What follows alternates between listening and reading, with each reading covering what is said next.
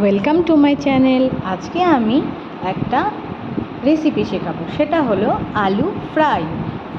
আলুটা ফার্স্টে স্লাইস করে কেটে নেব, গোল গোল করে। তার মধ্যে বেসন আলাদা করে ফাটিয়ে নেব।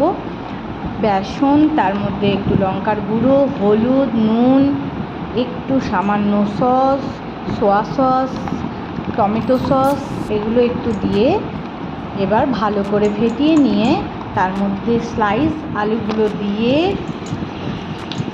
সেটাকে ভালো করে মাখিয়ে কড়াইয়ের মধ্যে ফ্রাই করলেই তৈরি হয়ে যাবে আলু ফ্রাই।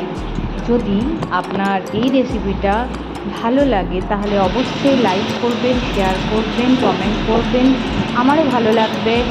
আপনারা ভালো থাকবেন, সুস্থ থাকবেন। আজকের জন্য এইটুকু রেসিপি আপনাদের দিলাম। আবার নেক্সট কোনো ভিডিও নিয়ে আবার আসবো। ততদিন ভালো থাকবেন, সুস্থ থাকবেন।